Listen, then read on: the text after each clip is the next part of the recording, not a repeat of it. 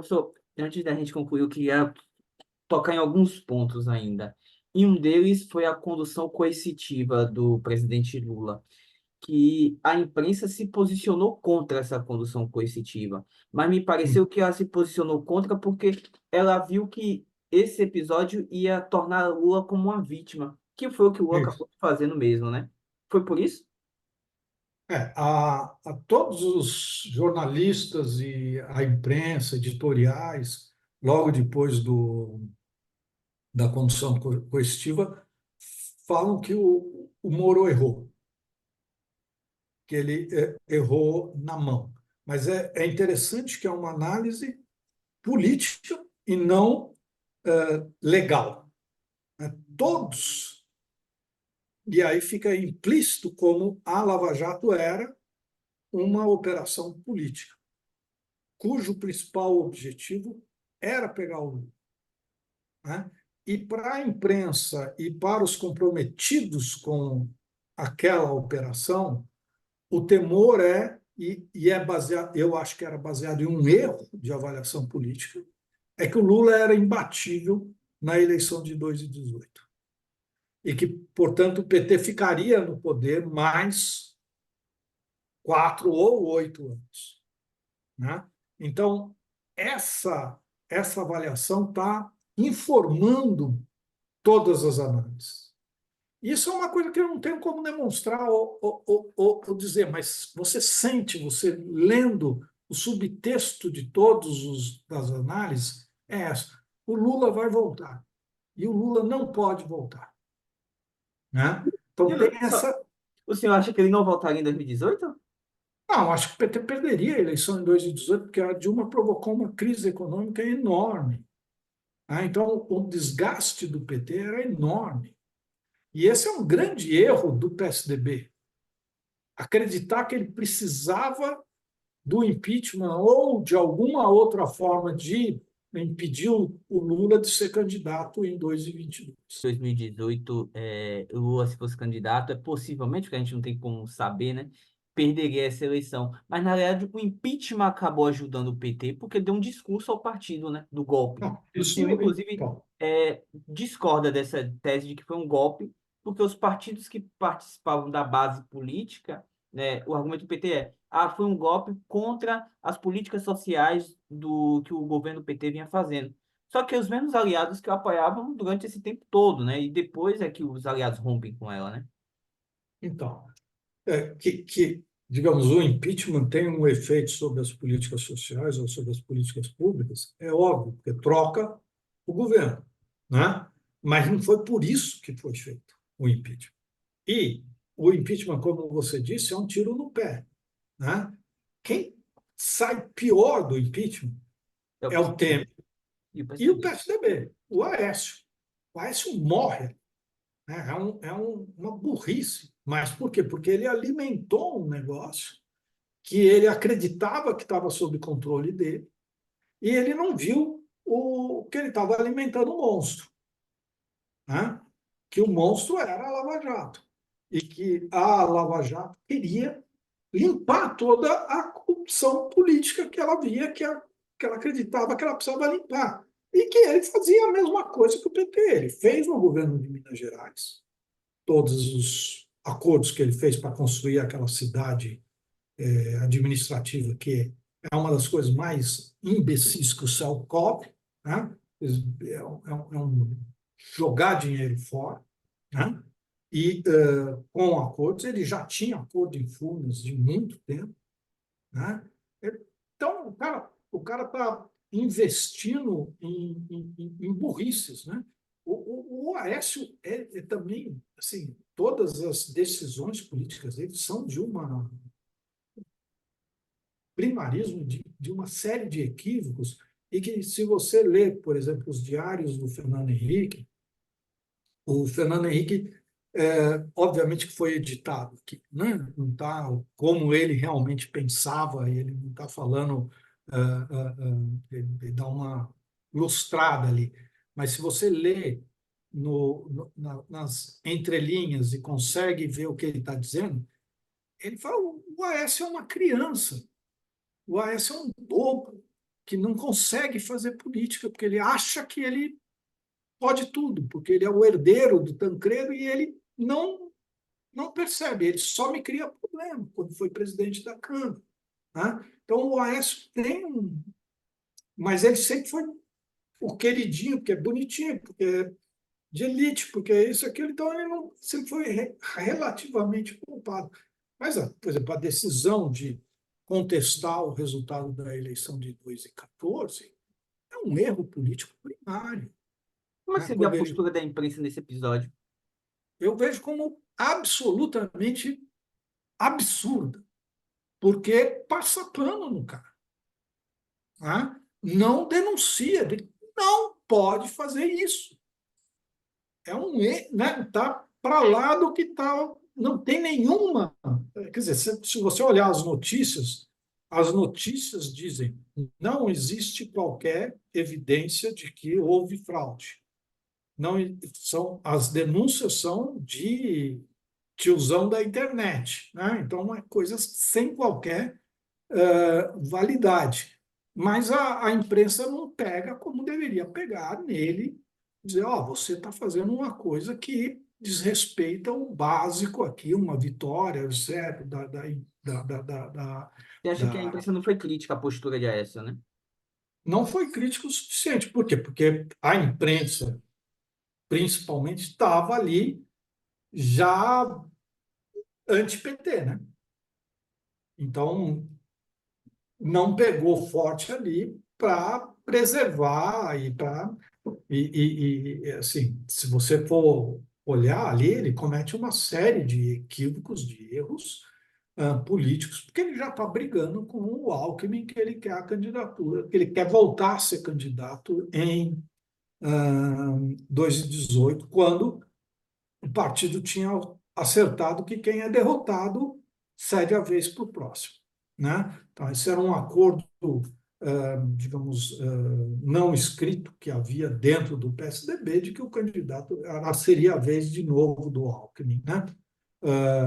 Mas o Aécio se vê com o pé dentro do palácio o tempo inteiro.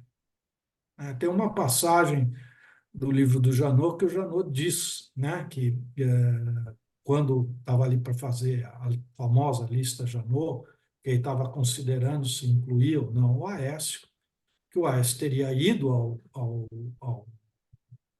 ao escritório dele lá, conversar com ele e teria dito para ele, ó, oh, Janot, você não me põe na lista não, porque eu vou ser o próximo presidente do Brasil. Né? E eu, como próximo presidente do Brasil, você sabe, tenho poder. Então, faz um acordinho aqui comigo, me livra dessa, porque daí depois eu te livro lá na frente. Então, ele se via desde sempre como predestinado a assumir a presidência em algum momento. E deu no que deu, né? Professor, para a gente concluir um episódio que eu acho que não posso deixar de passar, é a divulgação daquela conversa entre Dilma e Lula, que ali foi uma peça-chave para o impeachment, me parece. E aí o senhor escreve uma passagem, o senhor fala assim, a imprensa dispensou o condicional, não havia lugar para dúvida, Lula estava buscando a proteção. É o que revela aquele áudio. Foi um erro da imprensa ter divulgado aquele áudio? Eventualmente, publicar o áudio, não. Né? Porque você tem um áudio que está soltando desse jeito, você publica. Mas você para e pensa antes de pular a conclusão de que, do que aquele texto estava querendo dizer. É óbvio ali que não tem nada do que o Moro deixou implícito, né? Ou que se pulou, de que aquilo era uma combinação para evitar uma prisão. Até porque, e esse é o ponto essencial, o Lula não estava para ser preso pelo Moro. O Moro não tinha como prender o Lula. Não havia pedido nenhuma, nada. Quem estava tentando prender o Lula era um promotor aqui de São Paulo, né, que estava querendo uma prisão preventiva do Lula. O Moro já tinha, aspas, prendido o Lula na condução coercitiva. Então, ele queimou a arma que ele teria, que seria a prisão preventiva, decretando evidências de que o Lula. Mas isso tem que ser preparado. Então, a Lava Jato rotinizou isso e se tornou comum. A qualquer momento, qualquer pessoa pode ser presa. Não é assim que a banda toca. E a imprensa sabe disso, deveria saber. E quem mais deveria saber é o Gilmar Mendes, que depois disse que não, foi para evitar a prisão. Que prisão? Que ordem de prisão? Não havia ordem de prisão contra o Lula. Então, aquela agravação é absurdo o Moro ter liberado, o Moro não ter sido punido por ter liberado. E a gravação era ilícita, né? Porque passou do Uma tempo. gravação ilícita que não diz o que tinha que se inferiu dali, mas só se inferiu dali que aquilo era um movimento para. Porque se quis. Óbvio que o Lula estava considerando ser ministro para obter o foro privilegiado, para, no médio prazo, escapar de uma possível prisão preventiva ou o que fosse da Lava Jato. Mas não naqueles dias. Não havia ordem de prisão ali, certo? Então, o golpe maior, né, foi a imprensa criou isso de que não foi para evitar a prisão, que não existia, não tinha ordem de prisão, né? Se a Lava Jato for para que o Moro determine uma prisão preventiva, o Dallagnol tinha que fazer um pedido, apresentar ao Moro e o Moro decidir sim, a investigação pede prisão preventiva. Cadê a minuta do pedido do Dallagnol? Cadê a entrega do pedido do Dallagnol? Então, se isso não ocorreu, prisão preventiva não tem como evitar, porque a prisão preventiva é uma prisão em flagrante ou em condições excepcionais. Como assim, condição excepcional já estava dada? Legalmente isso não existe, certo? Então, você estava num mundo tão amalucado que a lógica foi para o espaço, certo? Você está imaginando que poderia ocorrer uma coisa que não poderia ocorrer. Não estava dando. E Então, aquele episódio foi muito marcante, né? Eu lembro das pessoas, logo depois que vazou o áudio, as pessoas irem lá para Brasília, para o Congresso, queimar bandeira. Eu lembro de muita gente me dizendo na época, o governo acabou. Aquele foi um episódio muito marcante desse fato. então ali foi assim, o Moro queimou o barco atrás de si, né? Ele jogou tudo ali. Ele devia ter sido preso, digamos assim, sei lá. Mas ele devia ter tomado uma censura. Você não divulga áudio de presidente da República, em hipótese alguma, certo? Aí ele vem com um papo, não, porque no caso Nixon contra não sei o quê, foi uma decisão da Suprema Corte depois de 1.000 tratativas. E uma decisão assim, que até hoje é lembrada como uma decisão difícil da Suprema Corte de ordenar que o Nixon entregasse as gravações que tinha feito para o investigador, não para a imprensa. Então, a analogia não existe, certo? E ele é um juiz de primeira instância. É um juizeco qualquer. O cara que não tem esse poder. Agora, se deu esse poder ao Moro, certo? O Moro podia tudo naquele momento. Ele estava ditando quais eram as leis do país que ele obedecia. Simplesmente isso. Né? E toda a imprensa colaborou ao incensá-lo e dizer que ele era o gênio da balachita, que ele era o inventor da roda, que ele tinha descoberto o jeito de combater a corrupção e que ia acabar com a corrupção no Brasil. Ele, como está se provando hoje, né, ele é primário. Nem português ele sabe, né? Não sabe o que é cônjuge, não sabe quando usa o pronome oblíquo, não sabe nada.